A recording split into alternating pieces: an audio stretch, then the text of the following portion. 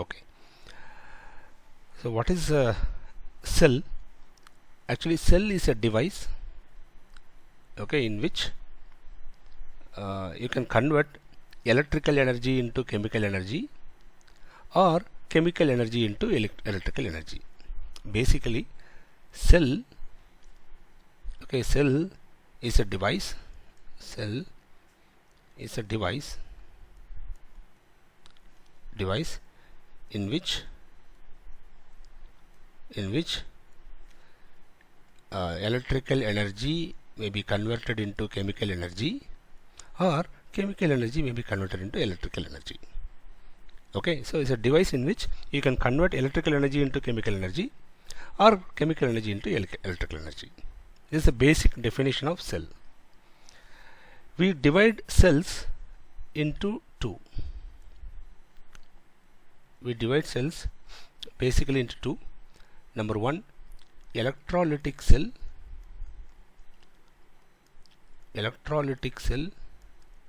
Number two, galvanic cells. Galvanic cells, also called voltaic cells. Voltaic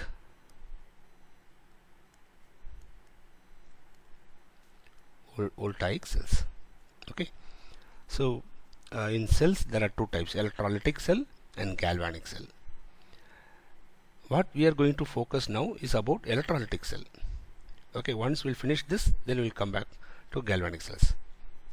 Now, what is an electrolytic cell?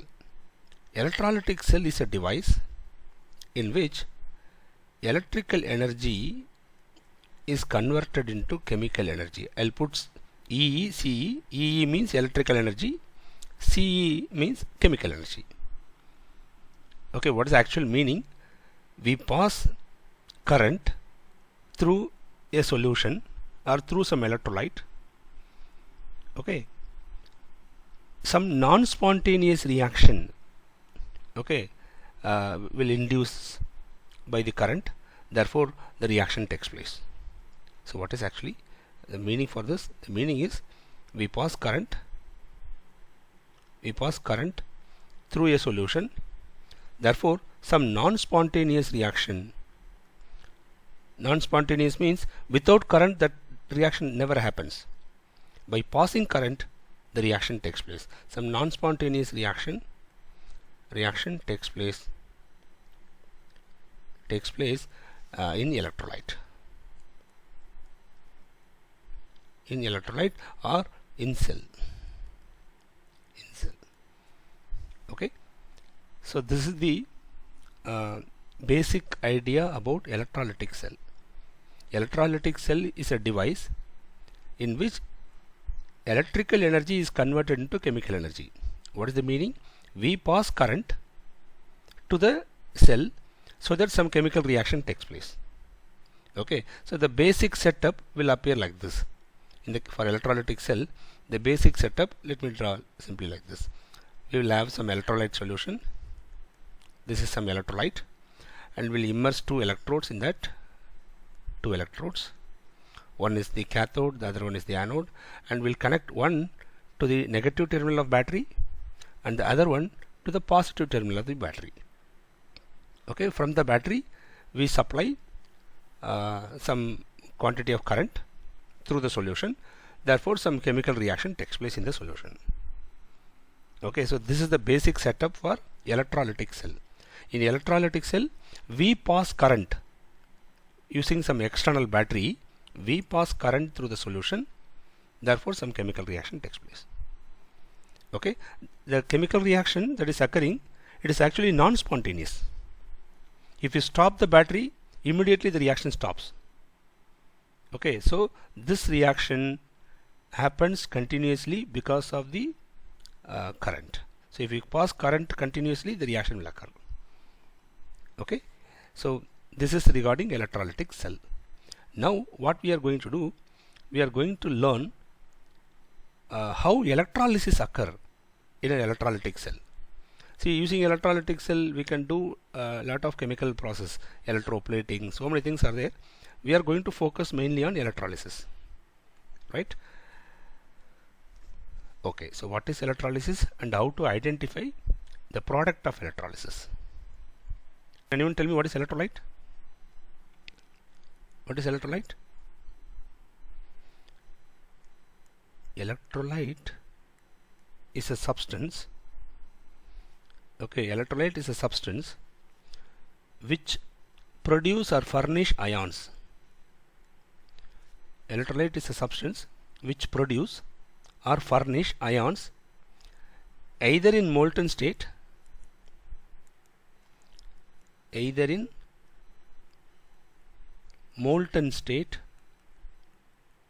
or in dissolved state. Dissolved state means you take the substance and dissolve in some solvent so that you will get ions.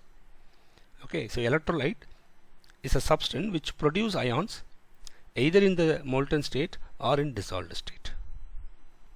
Okay, in electrolyte we have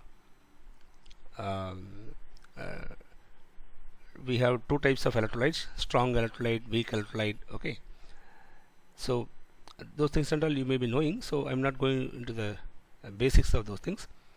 Okay, so electrolyte is a substance which produce ions. That's a basic thing. What is meant by electrolysis? What is meant by electrolysis? Electrolysis is a process in which we pass current, therefore a non-spontaneous reaction, right, starts to occur in the electrolyte. Okay, a non-spontaneous reaction is induced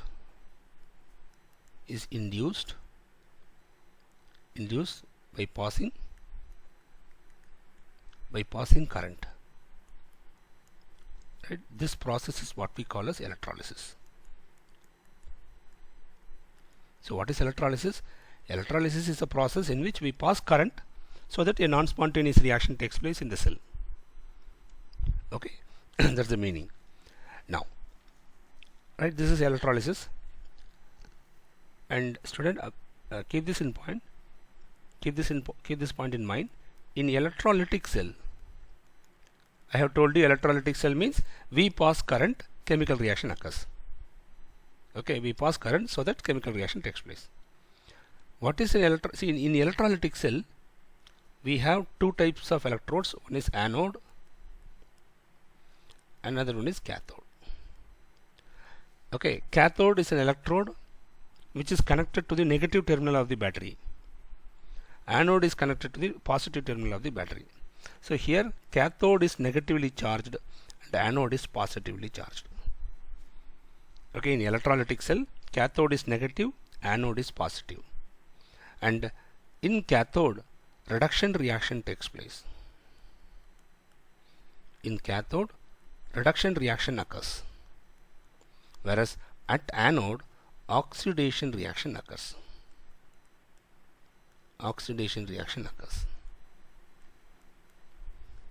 Okay, in galvanic cell also this is same. Reduction occurs at the cathode, oxidation occurs at the anode. That is same, but sign will change. Okay, sign will be different in galvanic cell, right? So for electrolytic cell, this is the thing you should keep in mind. In electrolytic cell, okay, reduction occurs at cathode, and oxidation occurs at anode. Right? Keep this in mind. So now you know what is electrolyte, what is electrolysis, and what is meant by electrolytic cell. Right? Now,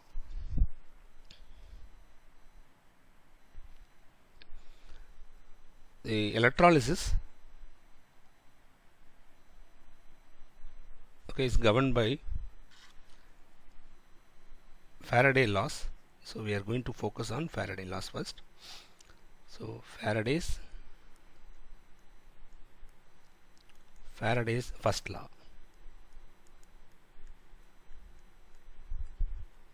Faraday's first law. Students, observe carefully. Suppose I'll take an electrolytic cell. Okay, and we have some electrolyte solution here. I'll immerse 2 electrodes. So this is the electrode. Electrodes are nothing but metal plates. Okay, I'll connect one electrode to the negative terminal of battery and another electrode to the positive terminal of battery. So this is negative terminal and this is positive terminal. So this is cathode. Okay, the electrode connected to the negative terminal is called cathode, and the electrode connected to the positive terminal is called anode in the case of electrolytic cell. Cathode is negative, anode is positive. Now what will happen, students? Positive ions present in the solution will approach the cathode, and negative ions present in the solution will approach the anode. Okay, and what will happen? These ions starts to discharge at the electrode. Okay, they undergo some chemical reaction, so discharging of ions takes place, or chemical reaction takes place. Because of chemical reaction, sometime the substance may be deposited on the electrode. Okay, or sometimes substance may be dissolved out from the electrode, or some gas may be evolved. Many things happens.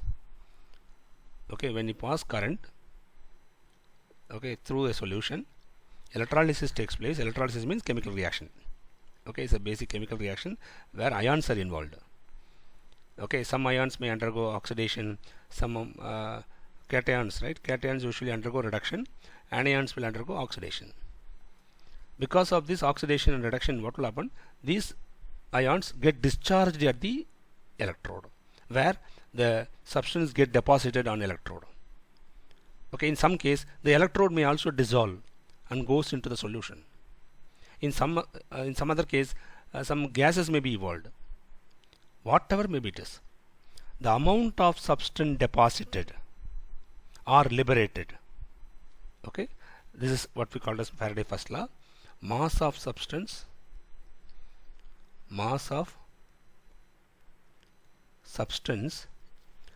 deposited or liberated. Mass of substance deposited or liberated at an electrode. Okay, I am going to represent this mass as m, is directly proportional to quantity of electricity passed through the solution. It is directly proportional to quantity of electricity passed through the solution. Solution means electrolyte. Okay, quantity of electricity I am going to represent by the symbol Q. So what is Faraday First Law? It is very simple. M is directly proportional to Q, where Q is called quantity of electricity, also called as quantity of charge. Okay, so M, if I equate proportionality, we should introduce a constant. I am going to represent that constant by the symbol Z. And what is Q actually? Quantity of electricity is nothing but current passed through the solution in amperes and time in seconds. Okay, I into T, current into time taken, will give you the quantity of charge passed through the solution. Okay, so this is what we call as mathematical form of Faraday First Law. M is equal to Z into I into T. M is equal to Z into I into T, where M is the mass of the substance deposited at the electrode, and Z is called electrochemical equivalent. What is Z? Z is called electrochemical equivalent of a substance. Electrochemical equivalent of the substance. Students, Z is not equivalent mass. Equivalent mass is different. Here Z is called electrochemical equivalent. Electrochemical equivalent is different from equivalent mass. We are going to discuss that as we go along. Okay, and what is I? I is the current.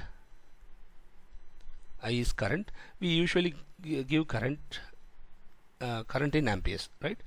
And T is time. Time should be given in seconds. Okay, so M is equal to Z into I into T. This is what we call as Faraday First Law, right? Take down. So from the mathematical relation, we can give what's the meaning for Z. Say, according to Faraday First Law, what is M? M is equal to Z into I into T, where I is the current in ampere, T is time in seconds. Z should be in, Z is called electrochemical equivalent, and M is the mass. Okay, what is Z? Actually, Z is proportionality constant, correct? From this Z we introduce just for the sake of proportionality constant. Okay, so Z is nothing but proportionality constant. I have told you in the beginning, any proportionality constant, okay, can be defined in this way. That is, you should keep the quantities other than that proportionality constant, you should keep them as 1. Okay, so first I'll rearrange this. Z is equal to M by I into T. Okay, when I is equal to 1 ampere, when I equal to 1 ampere and T equal to 1 second. Students, observe carefully. If I keep I as 1 and T as 1, okay, then so the denominator become 1, then whatever mass deposited or liberated at the electrode, okay, is nothing but electrochemical equivalent. So what is electrochemical equivalent? Very simple. Students, keep this in mind. I into T, okay, if I is 1 amperes, current is 1 ampere and time is 1 second. If you pass 1 ampere current in 1 second, 1 ampere into 1 second is nothing but 1 coulomb. 1 coulomb charge. 1 ampere current, if we pass in for 1 second, okay, how much charge we supplied?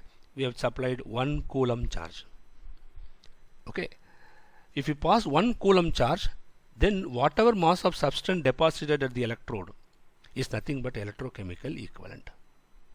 So what is the definition for electrochemical equivalent? Very simple. Electrochemical equivalent is defined as electrochemical equivalent of a substance, any substance, of a substance is defined as the mass of the substance,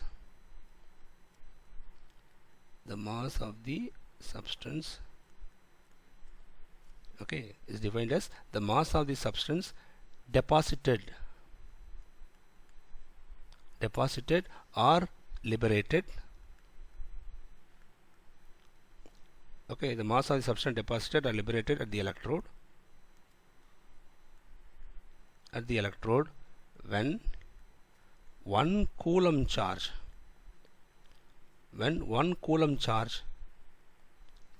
is passed through the solution.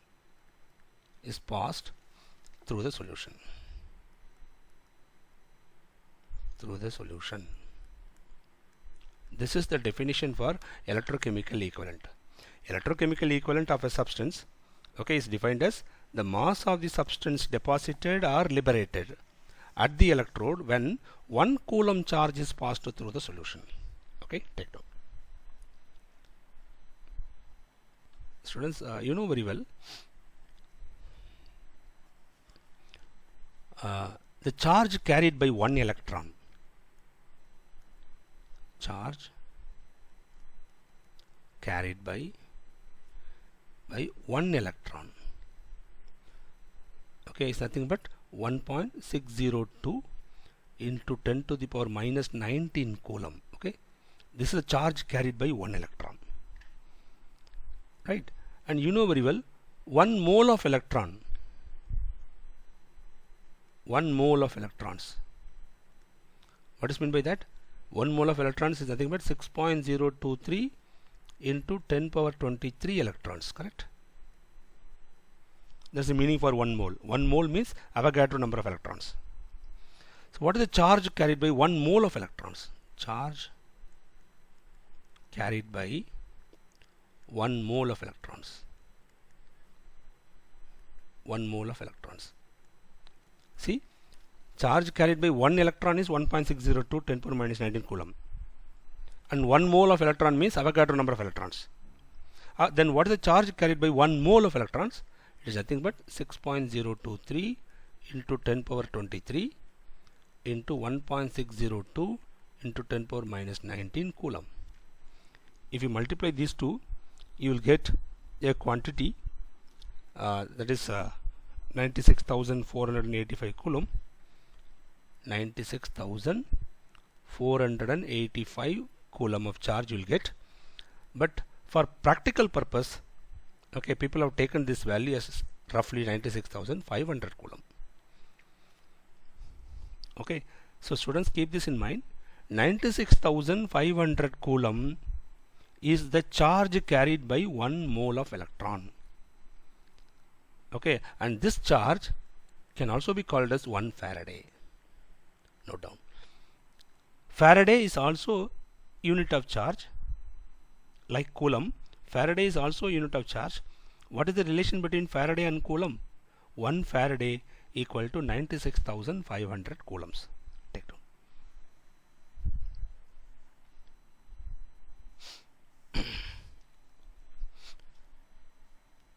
So I can define Faraday in this manner. 1 Faraday is nothing but charge carried by 1 mole of electron. Correct? So what is 1 Faraday? 1 Faraday is nothing but charge carried by 1 mole of electrons. Charge carried by 1 mole of electron is nothing but 1 Faraday. Right? Take down.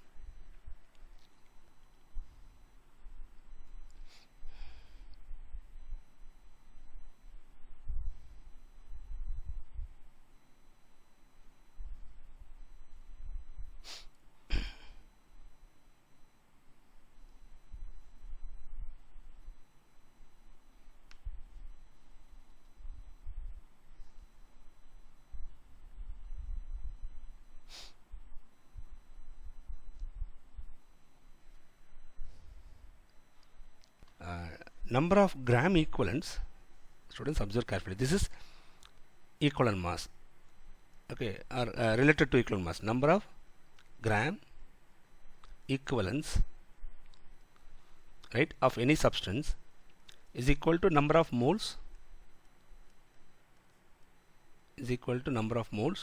into n factor.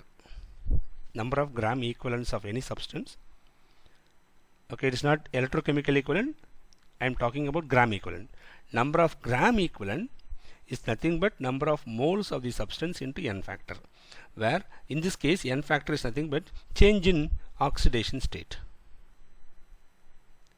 Change in oxidation state. Okay, n factor is nothing but change in oxidation state.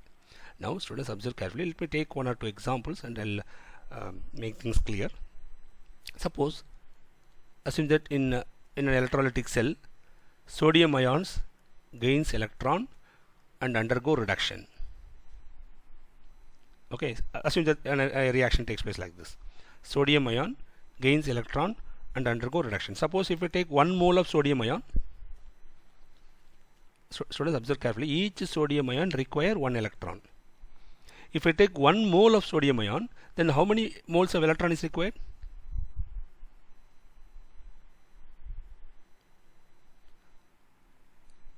Each sodium ion requires 1 electron.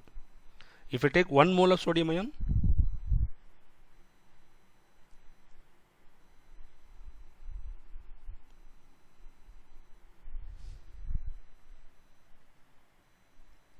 so 1 mole of sodium ion requires 1 mole of electrons. Okay, and you know very well 1 mole of electron carry charge, which is nothing but 1 Faraday. Correct? 1 mole of electron carry charge, which is nothing but 1 Faraday. Now see here, number of gram equivalents, you know very well, number of gram equivalents number of, I'll put just number of gram equivalent like this. Number of gram equivalent equal to number of moles. So here we have taken 1 mole, number of moles into change in oxidation state. See, plus 1 becomes 0, right? In the left hand side we have plus 1. In the right hand side it is neutral. Neutral means 0 charge. Plus 1, plus means plus 1. Plus 1 becomes 0. That means change in oxidation state is 1. Don't worry about whether electron is gained or released.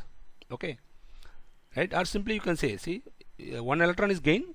That means the oxidation state changes by 1. So 1 into 1 is 1.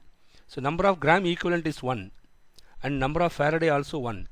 Therefore in this case number of gram equivalents of the substance is equal to number of Faraday.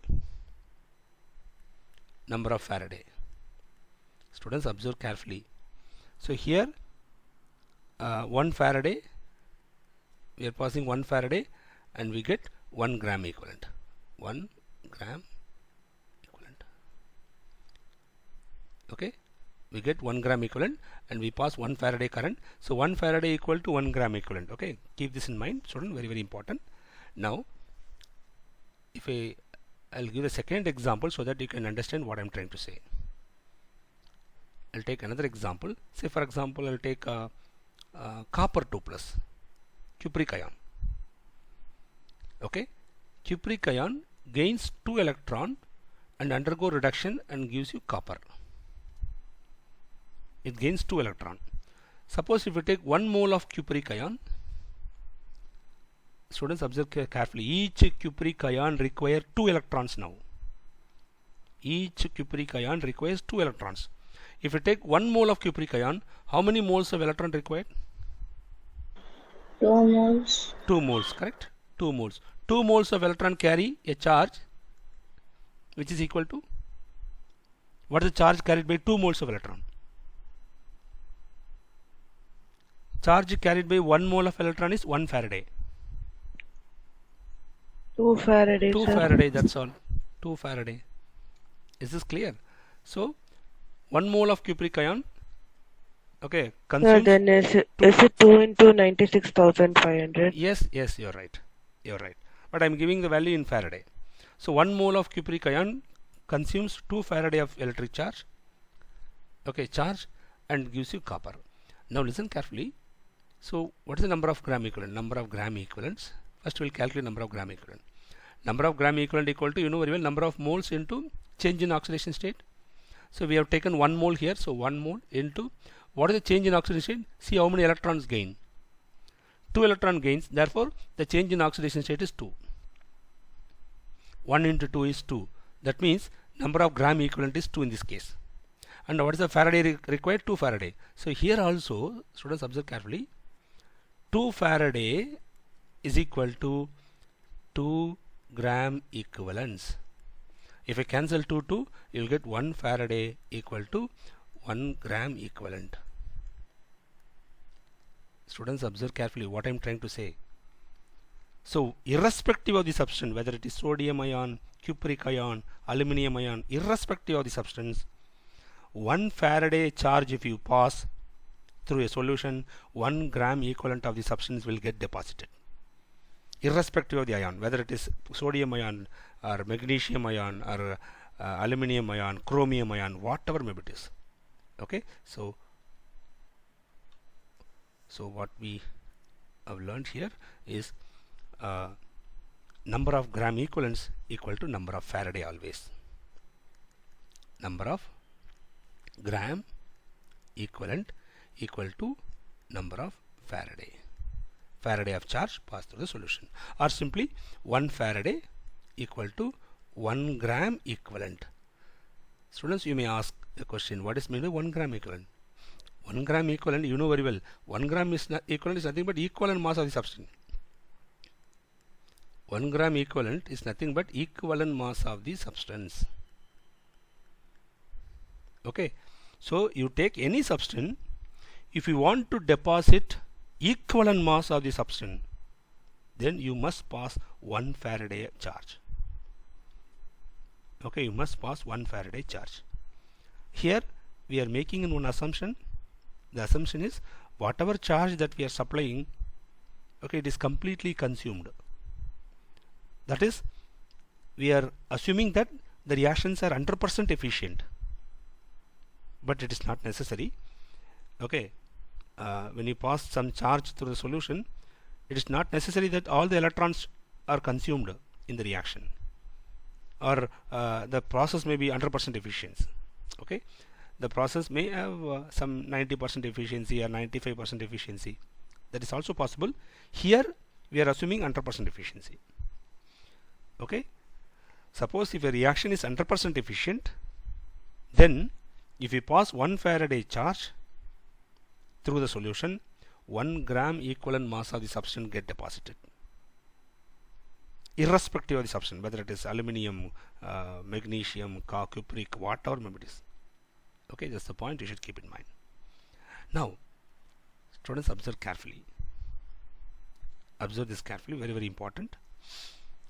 So 1 Faraday means 1 gram equivalent. Okay, what is 1 Faraday? 1 Faraday is nothing but 96,500 coulombs.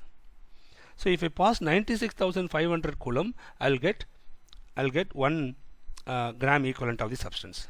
Okay, 1 gram equivalent. I'll put just 1. Here 1 means 1 gram equivalent. Right? What happens if I pass 1 coulomb charge? Right? If I pass 1 coulomb charge, you will get 1 by 96,000. Right? Let me write here.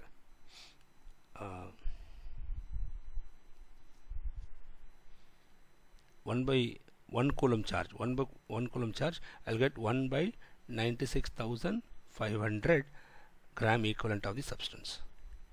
And this is nothing but Z. This is nothing but Z. What is Z? Z is nothing but electrochemical equivalent. What is electrochemical equivalent? Okay, just take gram equivalent mass, divide the equivalent mass by 96,500. Okay, you will get electrochemical equivalent. So electrochemical equivalent is nothing but gram equivalent of the substance or equivalent mass of the substance. Let me write like this. It's nothing but equivalent mass, divide the value by 96,500. You will get the electrochemical equivalent of the substance. Okay, note down, student. There's a meaning for electrochemical equivalent. Okay. See, this is very simple, student. Q is nothing but, okay, I'm now instead of 1 coulomb charge, I'm going to pass Q coulomb charge. Q.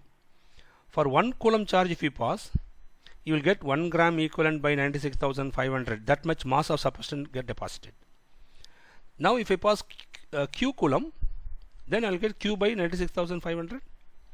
Okay, and what is the amount of substance deposited by passing Q coulomb? Right, or you can say in the other way, number of gram equivalents. So, what number of gram equivalent of substance get deposited by passing Q coulomb of charge, which is nothing but Q by 96,500 or I into T by 96,500.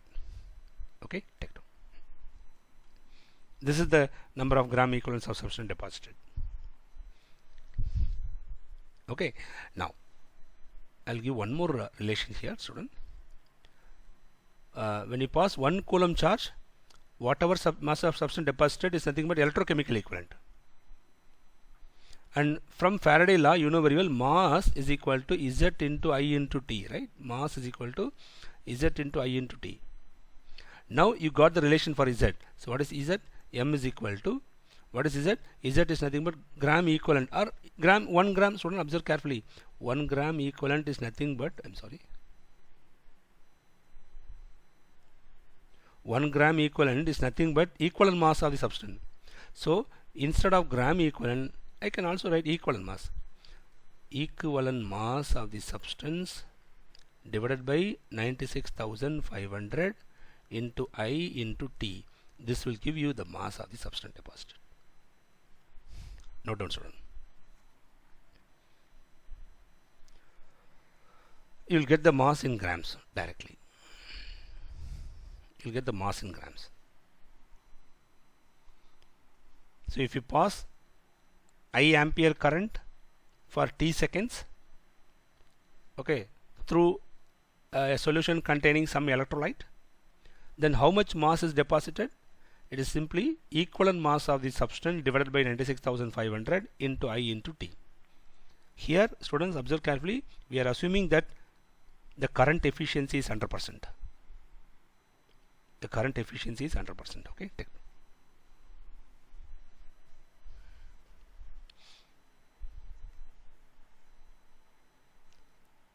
Then suppose if current efficiency is not 100%, then what to do? If current efficiency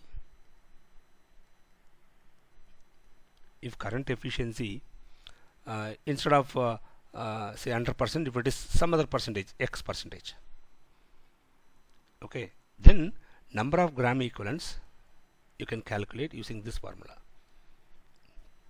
Number of gram equivalents equal to, okay, we had this formula, that is Q by 96,500. Okay, in the last page we had this number of gram equivalents equal to quantity of charge passed through the solution divided by 96,500. This is for 100% efficiency. If the efficiency is X percentage, then you have to multiply this by X by 100. X by 100. So this will give you number of gram equivalents if the efficiency is not 100%. Students, take down this, very important. Right, number of mass of the substance deposited, right, is equal to equivalent mass by 96,500 into I into T. Okay, this is the formula if the current efficiency is 100%. But when current efficiency is X percentage, then you have to multiply this by X by 100. Simple. You will get the mass in grams. You will get the mass in grams directly. Take two.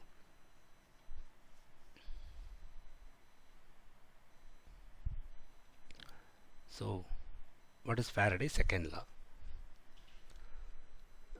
This is another important observation made by Faraday. We call it as Faraday's second law.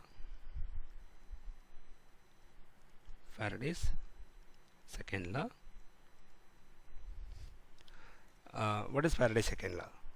Students, observe carefully. I'll take different solutions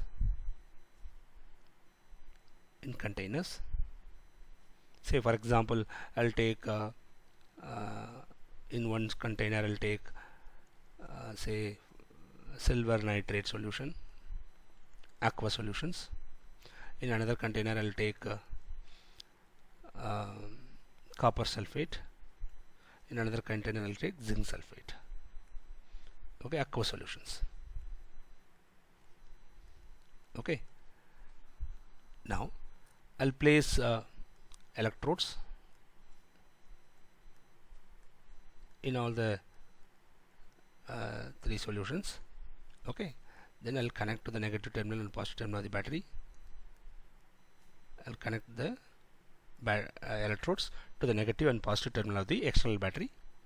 From the battery, students, observe carefully, from the battery I'm going to pass same quantity of charge. Say for example, if I pass Q coulomb charge here, I'm going to pass same Q coulomb here. Okay, see, I have taken different solutions. Okay, and we have different electrolytes in that. Right, what we are doing, we are passing same quantity of charge through all the solutions, and here silver ion get deposited because in silver nitrate you will be having silver ion and nitrate ion. In copper sulfate you will be having cupric ion Cu2 plus and SO4 2 minus. In zinc sulfate you will be having zinc ion Zn2 plus and SO4 2 minus. Here what will happen, the silver ion get deposited at the cathode. Here cupric ion get deposited at the cathode. Here zinc ion get deposited at the cathode. Okay, so some amount of silver will be deposited here. Let it be X. X is the, or instead of X I'll put some other quantity, say A. Students, observe carefully. A is the mass of silver deposited. Mass of silver deposited. and B is the mass of copper deposited in this cell, okay, and C is the mass of zinc deposited, okay, in third container. I am passing same quantity of charge through different solutions. In each solution, some amount of substance get deposited. It was observed by Faraday that the amount of substance deposited in the first container, that is A, divided by equivalent mass of A. I'll put the symbol E, capital E. Capital E represents equivalent mass. Okay, what Faraday did was he divided the amount of substance deposited divided by the equivalent mass of the same substance. Similarly, amount of substance deposited in the second container divided by equivalent mass of copper, and amount of substance deposited in the third container divided by equivalent mass of zinc. Okay, if I divide and if you see the values, these values are exactly same. It's a constant. It's a constant. That ratio is a constant. This is what we call as Faraday's second law. Okay, what is Faraday's second law? If you pass same quantity of, right, when same quantity of charge is passed through different electrolytic solutions, then the mass of substance deposited to its equivalent mass, of substance deposited to its equivalent mass, or the ratio of mass of substance deposited to the equivalent mass is a constant. Irrespective of the solution, is a constant. Okay, this is what we call as Faraday's second law. Right, so when you pass same quantity of charge through different solution, amount of substance deposited need not be same, but this ratio remains same. It is a constant actually. Okay, this is what is called Faraday's second law. Now,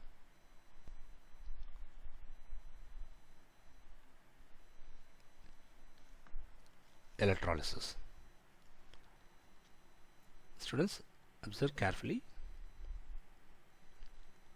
So what we are going to learn now is electrolysis and how to identify product of hydrolysis. That is our question. How to identify the product of electrolysis. How to identify the product of electrolysis, right, for a given electrolyte and for a given electrode. Okay, students, observe carefully. Electrolysis, product of electrolysis. Suppose if we carry out some electrolysis, product of electrolysis depends on many factors. Number one, it depends on the nature of the electrolyte.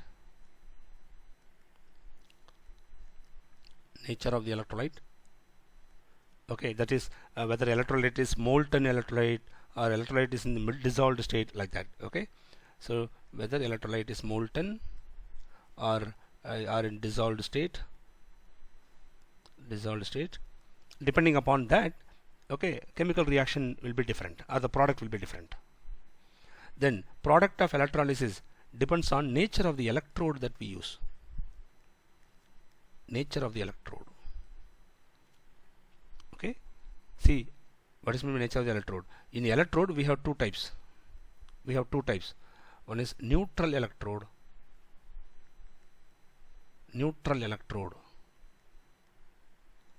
Right, the correct word is, I'm sorry, instead of neutral, the correct word is inert.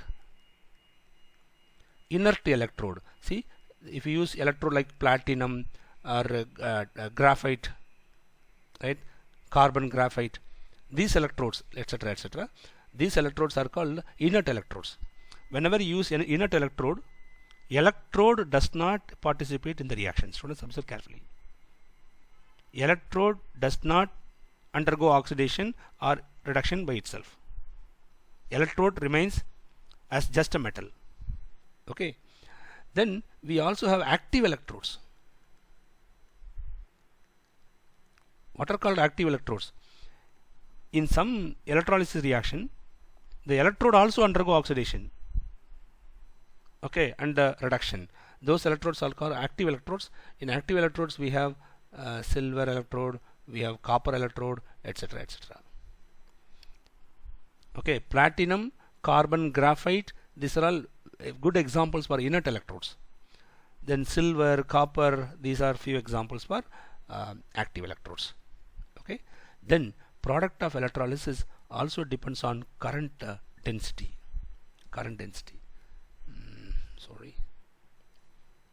Also depends on current density that we pass through the solution. Okay, so keep this in mind, student.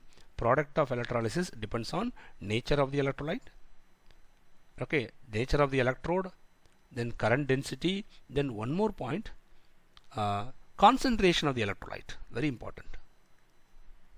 Concentration of electrolyte, whether the electrolyte is concentrated or dilute, okay, based on that the product of hydrolysis may differ. Okay, so students, keep this in mind, very, very important. Product of electrolysis depends on these factors. Okay, whether you are taking electrolyte in molten state or dissolved state, then the nature of the electrode, then current density, then concentration of the electrolyte. Okay, now first we'll focus on okay, before going to see how to identify product of electrolysis, I like to give this point, student. Student, observe carefully what reaction occurs at anode and what reaction occurs at cathode. Right, at anode, here we are going to use electrolytic cell. Electrolysis takes place in electrolytic cell. In electrolytic cell, anode is positive, and what the reaction occurs here? At anode, oxidation reaction takes place. Oxidation reaction occurs. What is oxidation? Right, in electronic concept, oxidation means gain of electron. Loss of electron. Oxidation means loss of electrons. If species lose one or more electron, that process is called oxidation. Right? What happens at cathode? At cathode means negative in the case of electrolytic cell. Okay, at cathode, reduction reaction takes place. Reduction reaction occurs at the cathode. What is reduction? According to electronic concept, reduction means gain of electrons. Oxidation means loss of electrons. Reduction means gain of electrons. Okay, take 2.